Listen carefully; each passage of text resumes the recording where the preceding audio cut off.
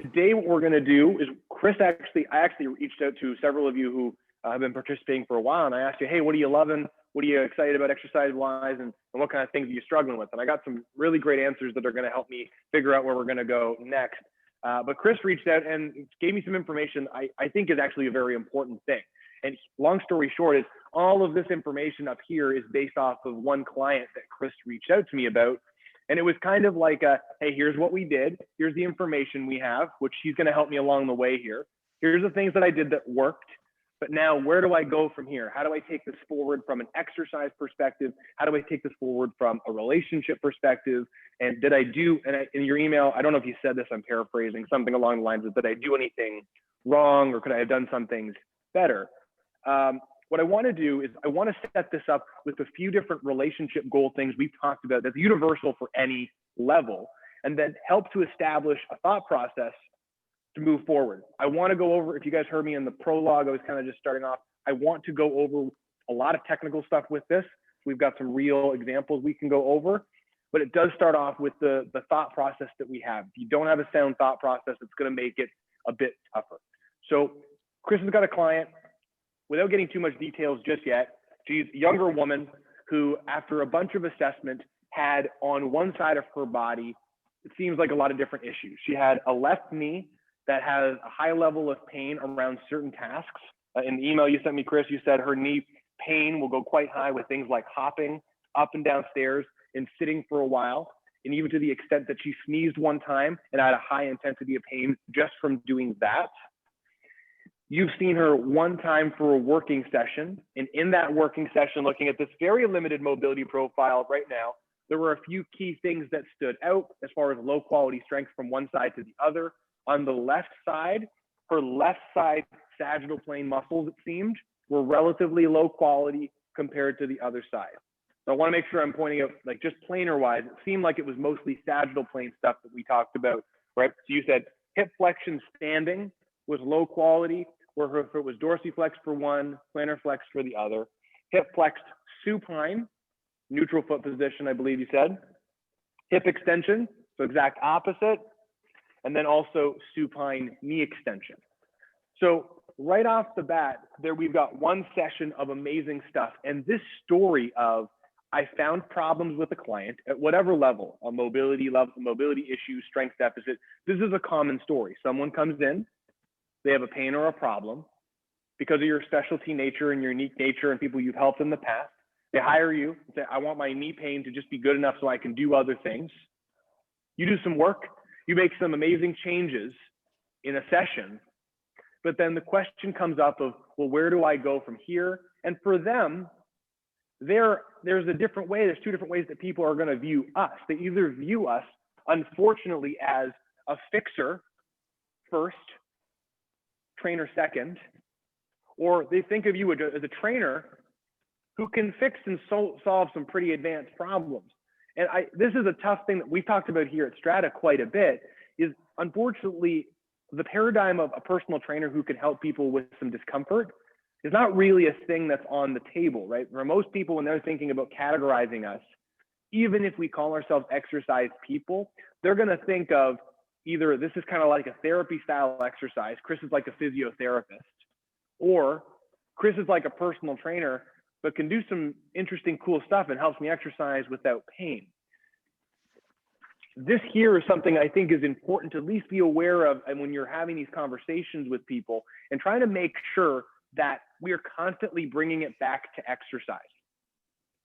Because even on our website, I have littered Strata's website with testimonial videos of people who emotionally were limited by something. Part of their life was perturbed by whatever they were experiencing. In most cases, it's pain, because it's a very relatable phenomenon. They have a pain, a hip surgery, and we use exercise to make a great change. So that marketing, simple message is, if I have pain and want to feel better, I go to this place called Strata. I'm okay with that initial message because it helps people find us. We're not trying to cure pain.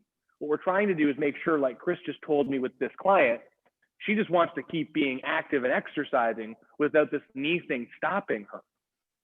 And so this first comparison of making sure that the initial conversation, the impression of the facility you're in, which for most people here is not really an issue, comes back to exercise and personal training, and how exercise can help with these problems. The wording that we use of we can fix this, I got this, we need to find out where the source of the problem is. There's some wording that accidentally could put us into a therapy sounding category. And in some cases, I'll be honest, if they think of us as a really cool, unique therapist, as long as they know we're personal trainers, that's okay. But the reason why I want to stay away from the therapy land, frankly, not so much from a philosophical perspective, more from what do people do with therapists? They get fixed and they leave. And this is the problem. And I'm not telling you that you need to have these clients be 3 times a week clients for the rest of their life. Is there value to that? Yes. But if they see you as I got a broken knee, I need Chris to button up this knee. And when this knee's buttoned up, I'm going to go back full tilt to boot camp and do the things that I'm doing. This is where we need to set up these initial boundaries and these conversations about this up front. It has to be up front. And when we've done the business study group and I talk about anchoring and the Primus effect, that's where all the stories and anecdotes I tell my clients come down to how exercise has helped my clients for a long period of time. And the cool thing about exercise is even if the problem still pops up, because if it's a structural problem, it will, is even if the problem continues to pop up, exercises can help to get you back to doing what you love faster, especially if we identify specific exercises, specific series of mobilities, specific isometrics, and ultimately specific contractions, which is why I talk about, when you've heard, like Glenn and I are doing, we did a podcast that's coming out on Monday about PAP, and I talk a little bit more about some of the elements of the course. I promise that course it's all ready to go. We got to get open so I can figure out how we can get that going. But in that little podcast, I talk about some of the acute to chronic learning phenomenons that come with PAP and skills. And that's where the more you can learn about motor learning and skills, and ultimately it doesn't need to be motor learning, but if you learn a skill, how over time, the more you do it, the better you get, and the more you can hold on to it, and the easier the body can adapt to it. If you can tell that story to a client in a way that they care about and relates to why they're there, you can keep them in your world. So we're going to go over that in a big way. But this is where the conversation about how I think about adaptations, and I would urge you to at least be studying adaptations, is important. This is exactly why. Is you have client X, you can make in an hour ridiculous neurocontractile changes in a session. If you've done MAT, AMIT, contractions, you've seen that isometrics can make stupid changes of force production, rate of force production, and in some cases, as a pain clinic would say, break the pain cycle to get people back to doing something that they couldn't do before. That's really cool. But we have to be careful, because if you do the exact same isometric contraction, mobility, stimulus every time, same intensity, same level, and there's no progression, that's all you're gonna get. And this is where personal training is stupid powerful. And I'm not trying to be colloquial, but really it's super powerful, because what do we do with all this stuff, right? We build up the force tolerance of skeletal muscle to create an adaptation of strength, hypertrophy, endurance, skill acquisition, whatever it may be. And that adaptation that you create, at least with this client, has to supersede the amount of force they're experiencing in the thing that causes problems. It has to, or they got to remove the thing that's causing problems. There's a quick anecdote. One of my clients I talked about before is a retired NHL player. I've been working with him for 5 years, and he's from the Mark Messier, Wayne Gretzky era. He's an awesome dude, but he got beat up, right? He's actually, I've told this story before, he was actually one of the original dudes who worked with Charles Poliquin when Charles Poliquin was figuring things out, and he got barbell smashed by Poliquin before Poliquin had all of his systems in place. And then the combination of training aggressively, not resting enough, and playing with these big Eric Lindros, Messier dudes, double knee replacement, hip replacement, super beat up. He wants to keep playing hockey. He gets paid a ton of money to go to these charity events to still play hockey, even with all these things. And just because of COVID, just because of COVID, he stopped going to do these charity events for obvious reasons. And all of the pains that he's been experiencing for 5 years, even if we've made amazing changes here, have gone away and disappeared. Because what he was doing in hockey, the dosing of those forces, were so much more that what his materials and his old neurological pathways connecting to pain could tolerate. He would go out and play hockey, and the combination of explosiveness, fast twitch dominant recruitment, fatigue, rubbing of specific materials where there's arthritis, joint, whatever it may be, any one of these variables was poking the bear. And what would he do? He'd limp out off of the ice in the locker room every game. And he's strong as a frickin' ox. I mean, with knee replacements and nerve damage and drop foot, I mean, he can single leg press almost the whole weight stack on our Nautilus Nitro machine. Like it's incredible, strong.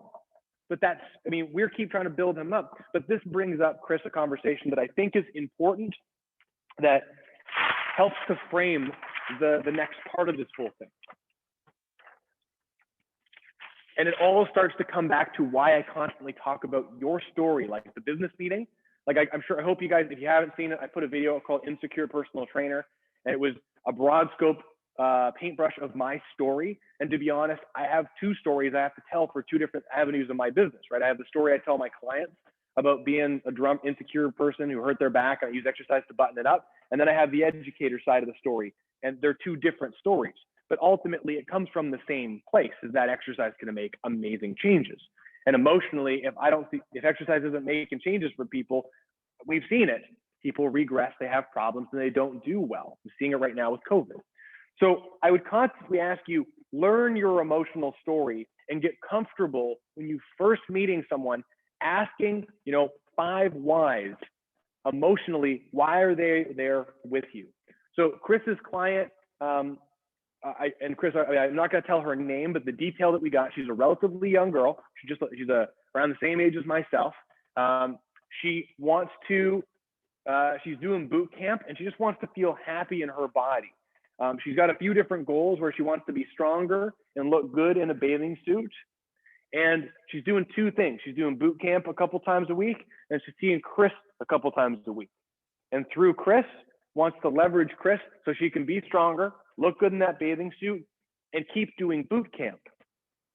But one of the things that Chris mentioned in the email is that boot camp, part of that boot camp might be causing the problem with the knee, could be poking the knee, and could be exacerbating that problem.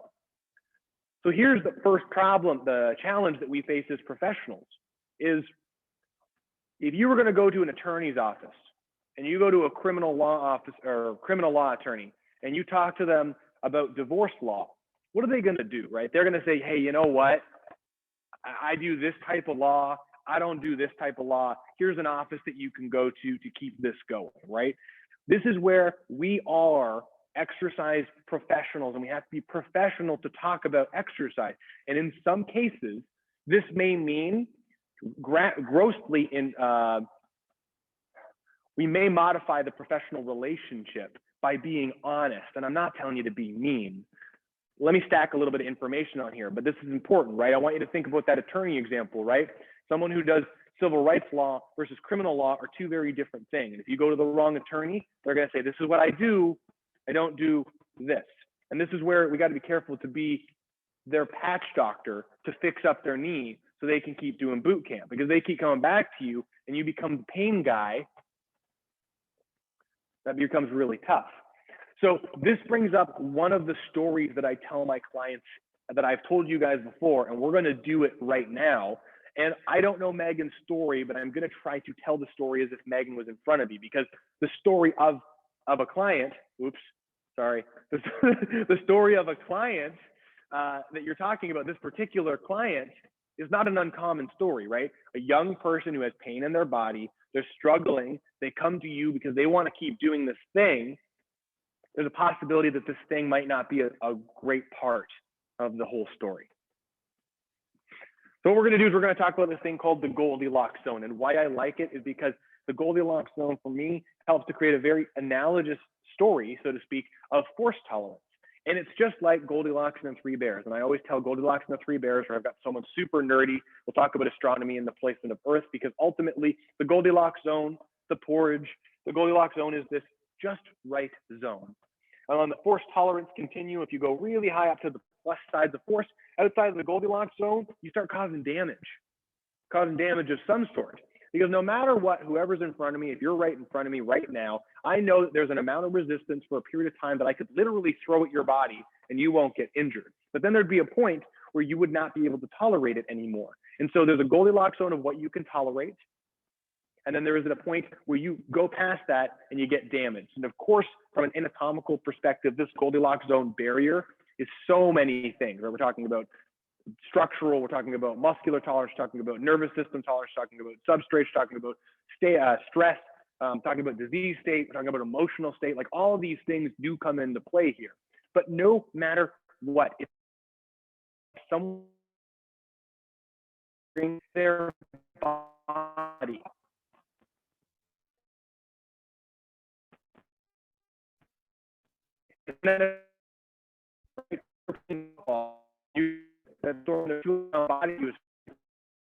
and they hit you and you get injured, the force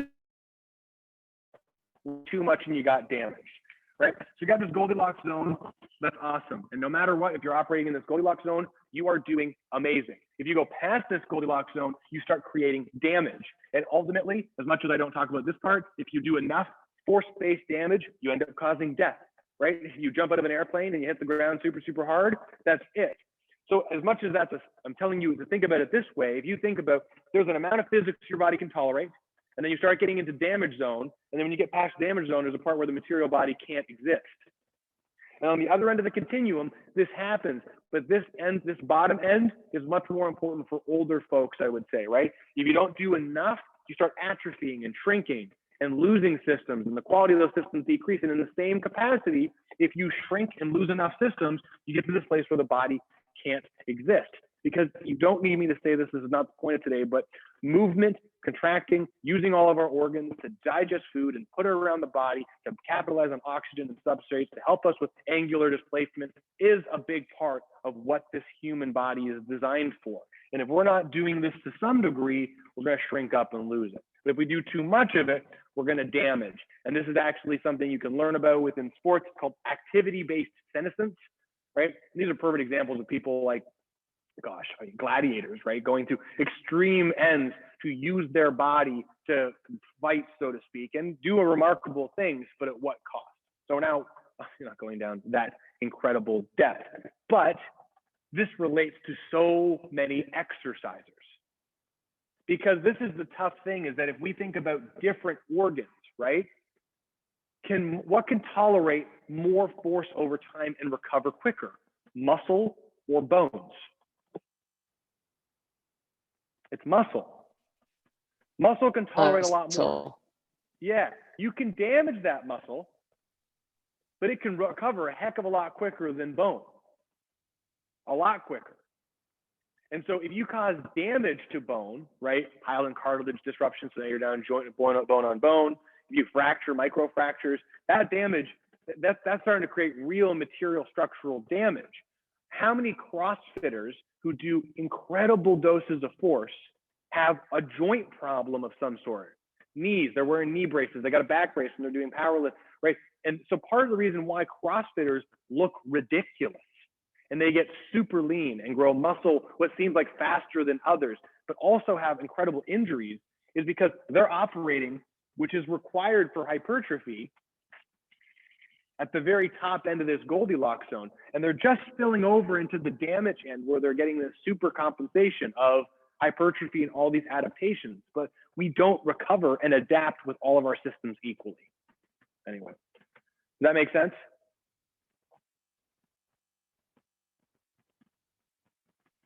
We'll come. Michelle, what are you thinking? I see you. Well, I was just thinking about that line that they always say about most of the studies out there that say for strength and hypertrophy that, as long as the repetition is taken to failure, right? Are they talking about right where you just drew that line, like slightly below the damage spot, but at the very top of Goldilocks zone? Or are they talking about that line slightly over the top when they define that to failure spot? To be perfectly academic, I have no idea because it's hard to reference this kind of a analogy to where they're talking about. And it also brings up the conversation we talked about prior of to how are you defining failure, contractile failure, because the modes of contraction, failure concentrically versus failure isometrically versus eccentric failure, totally different scenarios and very tough, right? Some of the papers that Charlie McMillan would reference when talking about PAP and some of the medications they were doing for muscular dystrophy, when they were trying to cause muscular damage to test the effectiveness of a drug, they were taking the muscle all the way to eccentric failure, right? They're disrupting the material muscle to the point the muscle literally cannot perform anymore, causing material damage to the muscle. So that would probably be in that damage box then, probably not it would be in the okay. Correct, yeah. So when you're talking about, like you're talking to one of these, and there's a lot of people who are saying they're doing this, but it's hard to say. If you're talking to one of these smarter bodybuilders who are trying to grow as much muscle as they possibly can by training smarter. I mean, if their hypothesis is correct and they're truly actually doing it, they're operating right below the damage zone, right? Because that's the idea. And this is the difference between a Ben Bukowski and a Ronnie Coleman to some degree, right? Ben trains a lot smarter and has done quite a great job, right? Ronnie Coleman, unfortunately, you want to talk about someone who looked ridiculous, but destroyed his body, right? Same thing with Branch Warren and a lot of these other guys. You watch them train and they're doing right? They're bashing weights off of their body and their muscles are going to adapt because there are components of fast twitch development, explosiveness, lots of oxygen being pushed in the muscle, lots of elements for hypertrophy, but at what cost? I can't reference that study specifically. It's a great question, Michelle. I'd have to see like how they're measuring failure, if it's a displacement thing or something like that.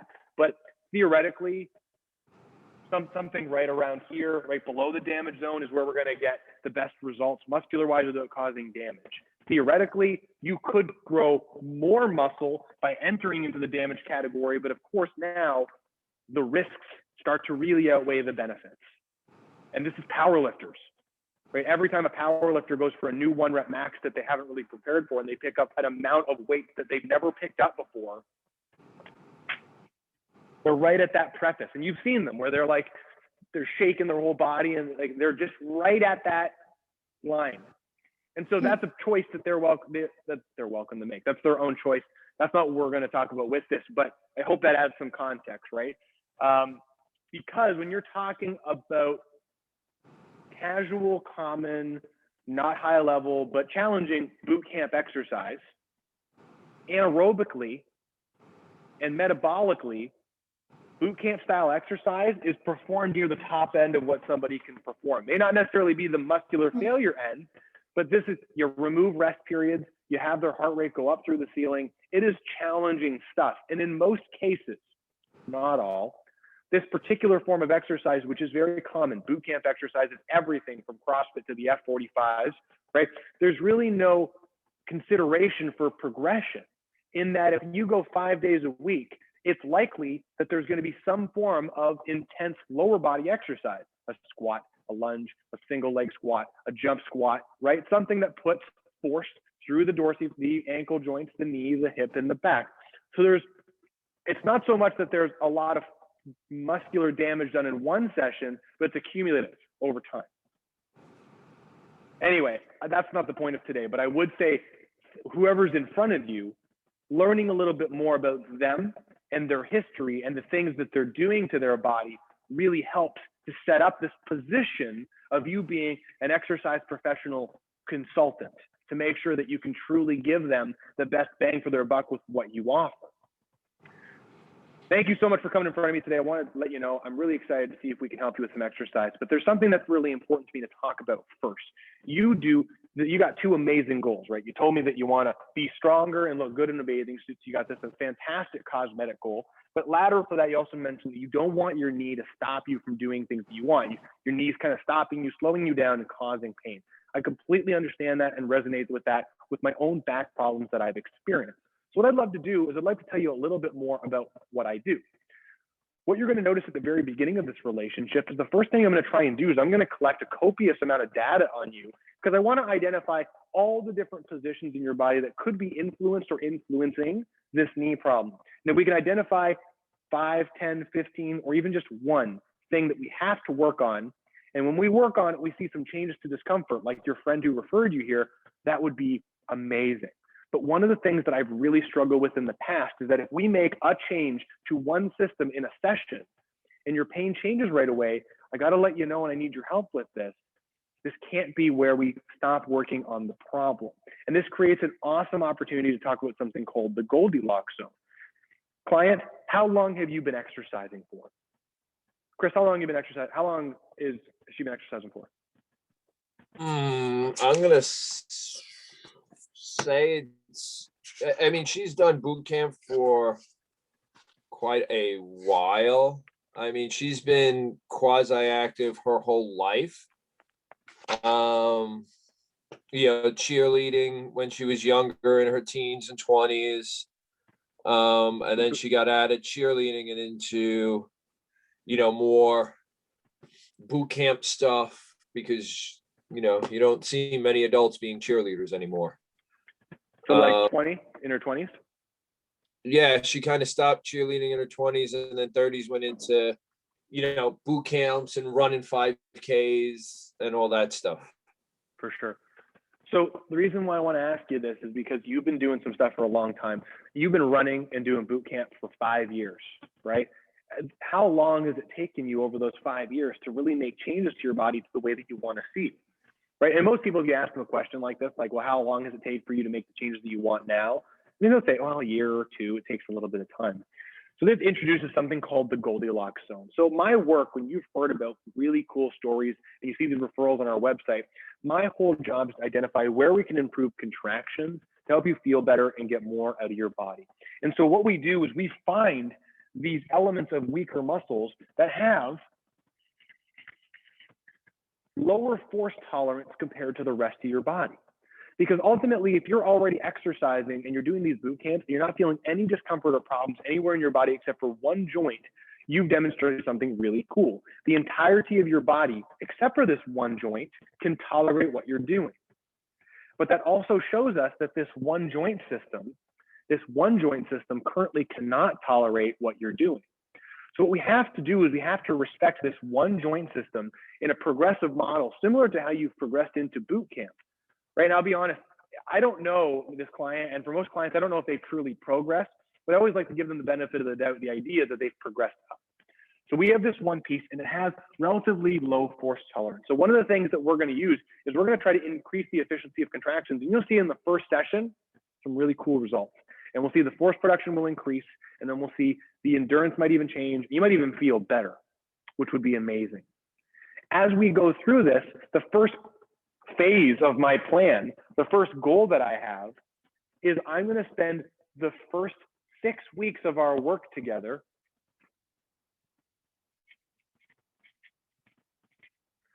using more table diagnostics and floor exercises to try to increase your strength to be the same from right side to left side from an initial contraction perspective. So we're going to take all these elements, and what I want to see over the next 6 weeks is, can we come in and have you progressively have the same pieces that we worked on stay stronger? 6 weeks is a fairly common periodization time. You've probably heard about this in other programs. This gives us a good amount of time to see session one, what worked, and then from each session, how can we go from there? Now, sidebar, we'll talk about the mechanics of what we're going to do in this session in a moment. Following this initial goal, what we're going to do is the second phase here, we're going to spend another 6 weeks, and we're going to start working on the strength and conditioning of this extremity. And through the strength and conditioning of this, we're going to start challenging the joint system to expose it to forces that are similar to the things that you've described that cause problems. Because you've given me a great list here, client. You talked about hopping, going up and down stairs, and sitting. If we can use these lateral to strength and conditioning exercises to identify what's causing these problems and how we can improve the strength and conditioning so that way this left leg is the same as the right leg, then we're going to be off to a fantastic start to getting you back to boot camp. Ultimately, my goal with this is to take this second phase and start increasing the force tolerance of your joint system so it can tolerate more. That Goldilocks zone that we just went over, yes, I'm talking about the Goldilocks zone of your entire body, but in reality, each machine part of you has a different Goldilocks zone tolerance. And what we're seeing, we just got to bring the tolerance of this knee up to being closer to the other side of the joint. And this is where we compare the left to right side a lot. Now, this is a little butchered because I'm trying to give you guys a lot of info as I'm going through here. Does that idea make a little bit of sense? So this is the thing, right? So first, you all, everyone here, no matter your level, you're already a strength and conditioning specialist.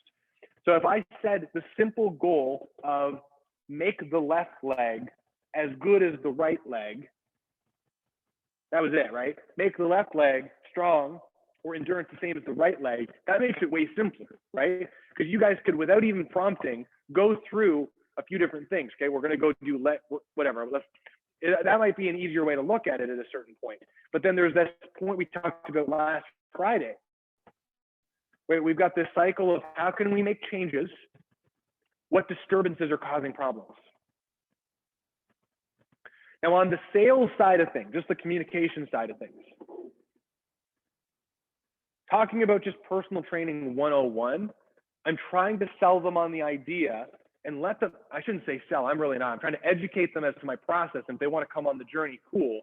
I'm trying to educate them that it's going to be a bit of a journey because for these adaptations to happen, so we have new muscle, new endurance, we've made anatomical changes to the system so it can tolerate what you need it to tolerate. That takes a little bit of time. We have a thought process that we're going to go through. So before I move away from this, and we have two, I'm going to talk about mechanical, like technical stuff, and then position of a reassessment for relationship framing. Does anyone have any questions with this so far? Rich, how's this sounding to you? Just trying to gobble it all up. Sounds great Cool. so far. Nodding my head and agreeing with everything so far. Thank you. Yeah, awesome. Thanks, man. Michelle, I see you thinking eyebrows. I love it. So you're saying for that first 6 weeks, and maybe I'm misunderstanding, but also those second 6 weeks, you're pretty much, if let's say they come in and see you for 50 minutes, like an hour session, would you say that 100% of that time is devoted to that one area that you're trying to catch up? Or based on what they can tolerate, maybe let's say they can tolerate 20 minutes of you working on that one area, and then the rest of that 50 minutes you can spend doing stuff for the rest of the body where they don't have issues. Is that how you're looking at it, where it's split up, or 100% of the focus is on that one area? It depends on the client 100%. 100%. And so, but I would say that in the example, and I'll give you context, but in the example of the client who, yes, I'm thinking about working on just this thing for the whole hour, in reality, it's not just working on this one thing for the whole hour, as you guys saw with the foot work, right? If you look back to the foot assessment session that we did with Eric, it starts with a knee. But what we want to find out is how far does the influence of this knee extend through the rest of the system? And do we have a logical progression to choose an upper extremity exercise that connects to the knee? Because these clients that I'm talking about, like someone like that, this is someone I would say who is referred from another personal trainer. They're like, Michelle, she's a wizard, she's a Pilates studio person, she's an exercise person, but she can do stuff that we can't. Right? If someone comes in and they're all about, I got to get this knee better, like the client that Chris is talking about, who's already exercising, I would, in my opinion, even though I might not be working on the knee, all of my decision making around the knee at the very beginning. because that's what they're there for. And that's where I when I asked Chris, I said, well, what's the emotional thing that she's here for? And she wants to, well, we got a couple things, right? She wants to be stronger, look good in a bathing suit. She doesn't want her knee to stop her, right? So there could be a fitness component, but if you could find a way, I don't want to say find a way, like it sounds like I'm talking about Trump, find some votes for me. But if you see a connection between one joint system and all the other joint systems that lead into upper extremity, that goes a long way. So what's an example? Let's come back over here, right? Using information that we have learned. So with the information that Chris learned in the one session, right? We have hip, I'm gonna just make this super simplified, hip flexion, knee extension, hip flexion, yeah, that's right. Hip flexion, knee extension, and hip extension, right? So leg forward, knee forward, leg back, all sagittal plane stuff. Well, what do we know about the whole gait cycle thing? Well, if we're going through a gait cycle, gosh, this is not coming. But if I'm going through a gait cycle and I'm walking, right, there's going to be a point where I'm running that my one arm sagittal plane is extended with this leg, while this leg is hip flexed and this one's forward. So when you see people on the, like some of these photos, and they're doing tests like this with both of these pieces, right? Testing central pattern generating extension, checking hip flexion on both sides, or checking hip flexion on the other side, like we did with Eric. I don't think that's an unfair thing to check. How could we go about this technically speaking? Well, that's why I referenced that we have one plane here, hip flexion, hip extension. It's all sagittal plane. So here's a thought process, just as an example I'm making up along the way, but it's not an uncommon way of how we do things with a client. Like Chris just told me in an email, session 1, hip flexion, hip extension, knee extension, got them all feeling better using isometrics. That client's knee felt good in that 55 minutes. Awesome. Second session, they come back. First thing I'm doing is I'm rechecking all of those exact same things. I want to know, of those 3 things, in all the configurations I checked, are they still good? In a lot of cases, 1, 2, 3, sometimes some of them will come back, sometimes none will come back. If a couple of them come back or one come back, sorry, I'm going to try to button that up as best as I possibly can, going back through the same thought process. Now, let's say they're all strong. They're all good. The results you gave them were solid. Now I want to start thinking, does this hip flexion, knee extension, does it reach to other joint systems? And I'm not asking you to go very far with it, but what you could easily do, as an example, I'll use this as a supine as an example, is if you're checking knee extension and hip flexion, and you find that this is a low quality range, well, what is the next proximal joint system and distal joint system? Well, Chris already did the distal one because it was the foot. So that's all good. What's the next proximal joint system? Spinal flexion sagittal plane.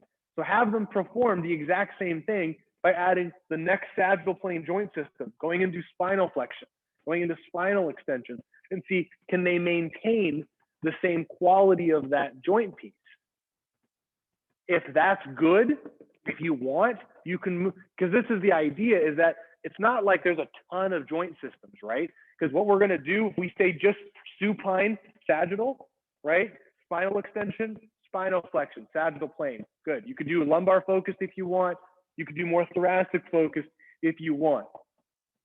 We can start adding shoulder flexion. Does this performance change if I change shoulder flexion? Can I hold both of these at the same time?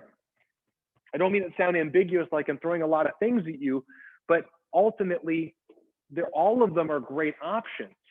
Where these options start to become easier to dissect, I would say, would be based off of the problems that she's having, right? If she says, when I hop,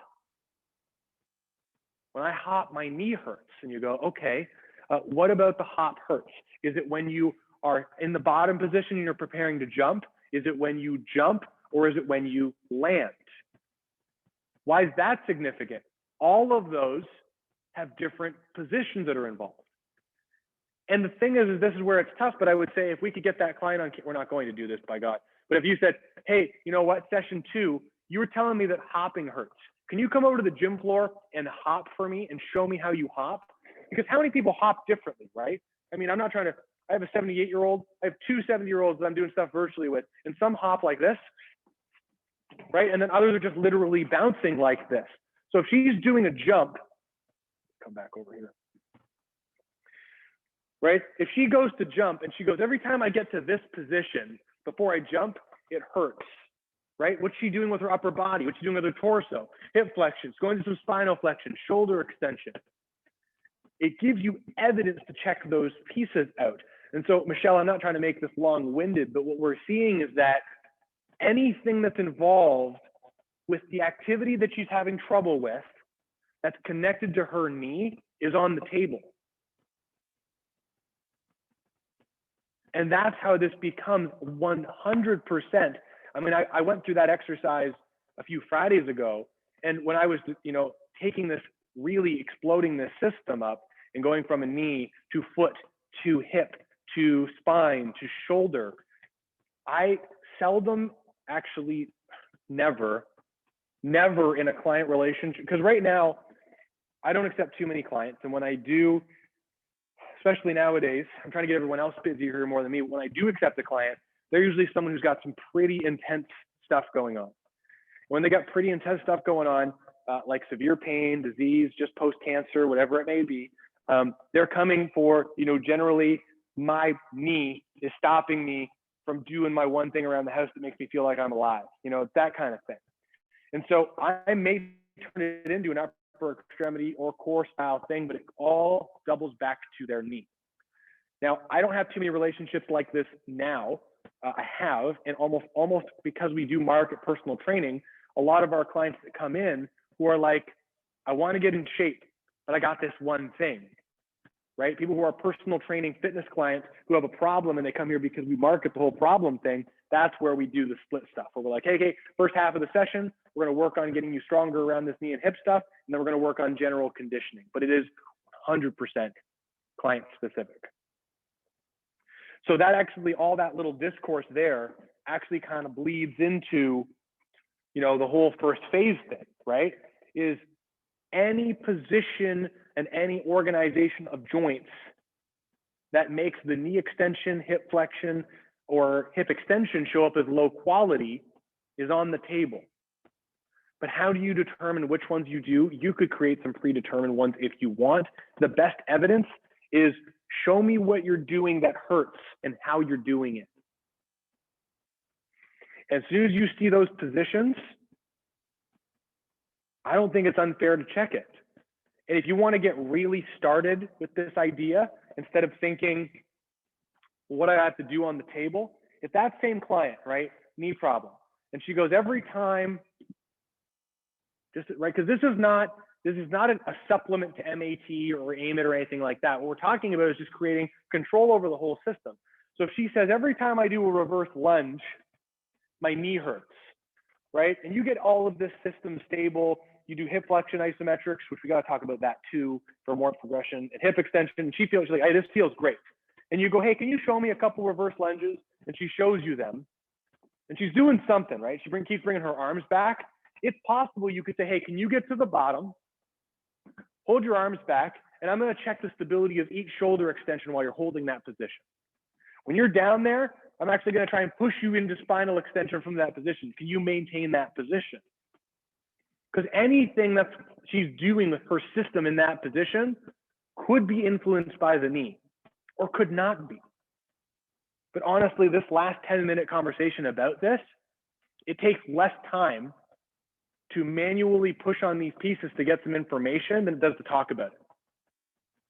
Right? Because you get her knee stable. Chris, if you get her to come in and she goes, you say, hey, you said last time you sneezed and your knee hurt. So we can't really recreate the sneezing, but you said something about hopping. Can you show me how you are hopping? See how she's hopping. And you say, great, when you get to the hop, can you hold that bottom position? Hold that bottom position. First of all, find out some info as to what hurts, right? Is it the jumping? Is it the catching? But if it's the bottom, have her stay there and try to check positions of her other extremities while she's here. Because now you're really creating a well-rounded strength building routine. And so this is coming back to first phase for me is always almost in most cases, going to be about the reason why they came. Because if you go to buy a Ferrari, you pay the Ferrari, you get to the shop, and you go, and there's all of a sudden a Lamborghini Urus there. And you're like, well, this is a cool car. This isn't what I paid for. This is an SUV, right? I'm being a little facetious, but this is how our clients are going to perceive this, is that if they come in to see you, Chris, and you're the keep my knee strong, I want to be strong person. And then I'm not saying that you're doing this, but this happens, right? That they got sold on one particular thing that you're an expert at. And then you start going, and we're going to dabble some of these other things in here. And these other things that you're dabbling in don't have any measurable effect, or you haven't told the story to connect it to why you're doing it. That creates some challenges. It's all about delivery and all about how you set up the relationship and why they're here. Now, all of those things, though, I'm not saying are not important. What I'm saying is that what we have to do at the very beginning is we have to build the relationship and earn their trust and graduate into that next step.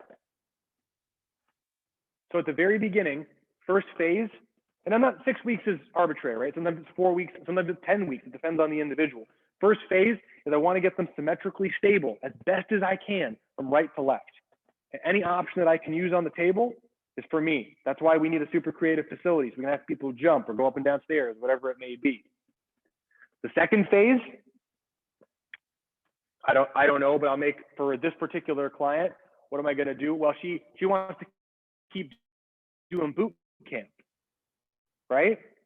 So what you could absolutely do is get her to email you a list of boot camp exercises, have her for the first 6 weeks go through different sequences of boot camp things that cause problems, right? This could give you evidence to do boot camp style exercises with her, but using it as a testing method to check the stuff that you worked on originally.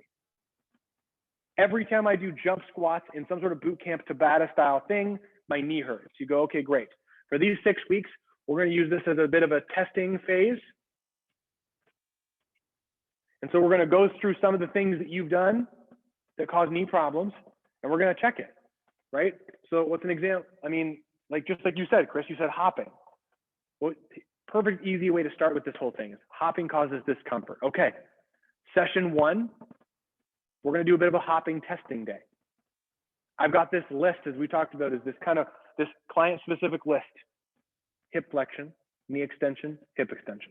When they're strong, she does good. What are we going to do? Can you come in and do 10 seconds of hopping? How'd that feel? Did you like how that felt? Did it cause any discomfort on the knee? No. Okay, great.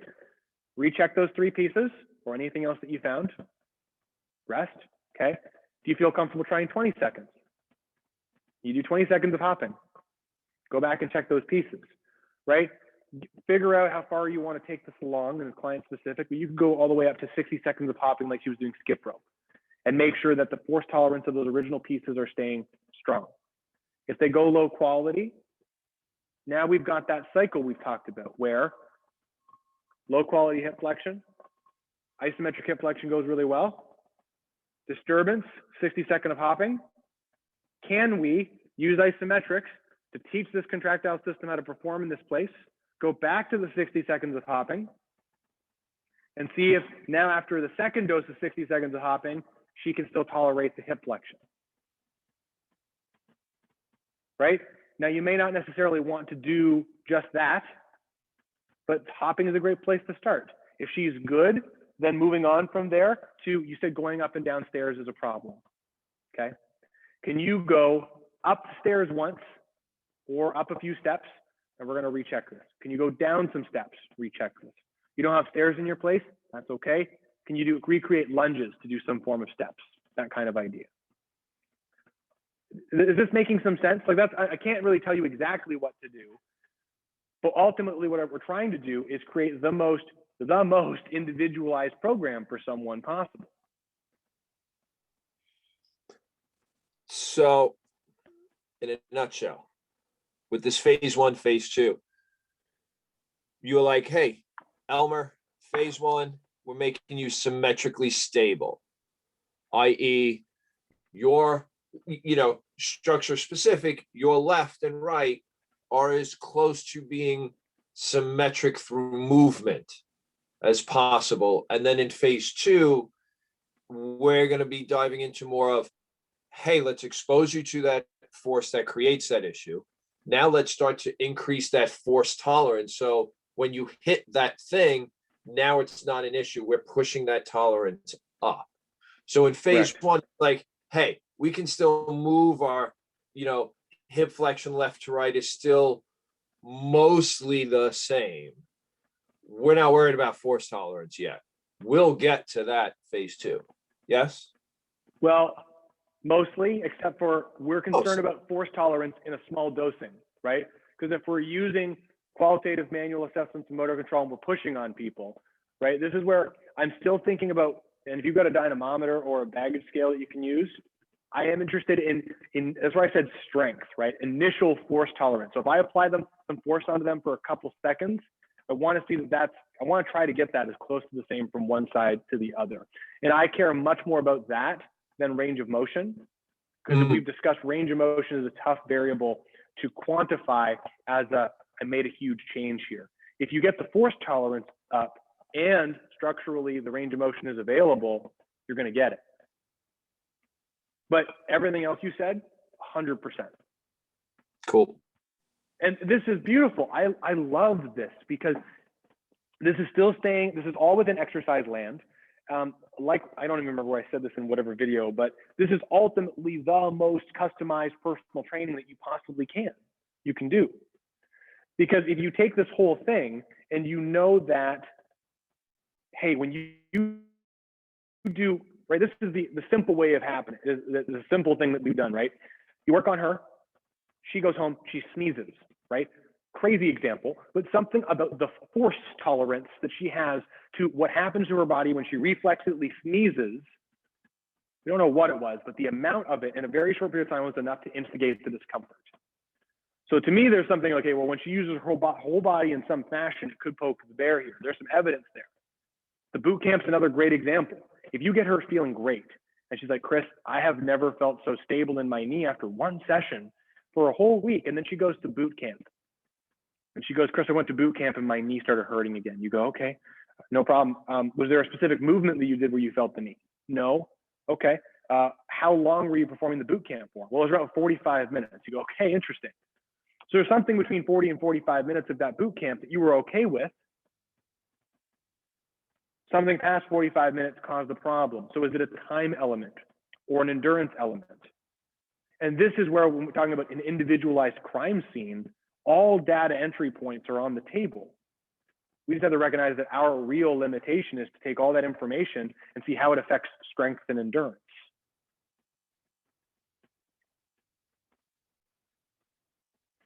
Does that make sense? So, yeah, Chris, what were you gonna say? Yeah?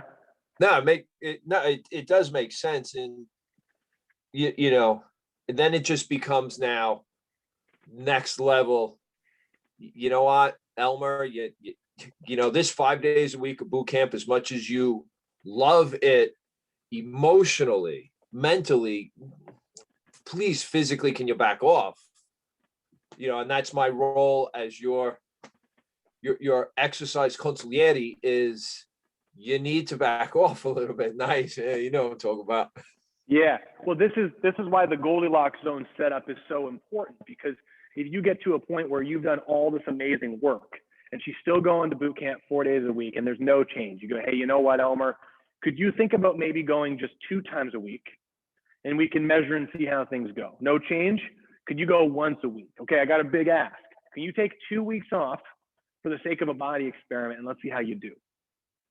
Because that in itself tells you a ton of information, right? If she goes twice a week and her knee's okay, and you're like, okay, great. 4 times a week is just not enough for the recovery processes to happen. Okay, so we'll continue this conversation a bit more next week, because I want to talk about, taking this beyond this and then things around the gym floor that you can do. And then I'm hoping by that point we're reopened and I can have a real human in front of us and we can do some stuff to actually see this instead of just theorizing over the whole thing. And by Friday, I would have seen her already a second time. Right. So, I can now report back and say, all right, this is where we were. This is what she did. Yeah. Email me as much data. Email me as much data as you can. but take the list of things that she's already, like, don't make up stuff, right? Take the list of things she's already told you that bother her knee and just go with that. Periodize the hopping, see how she does. There's a lot of options that you have. It really depends on which direction you want to go. Cool. Cool, guys. Thanks so much, everybody. That was fun. Chris, thanks for the data. I appreciate it. Elmer will appreciate it. Hey, and I'll see her Thursday night.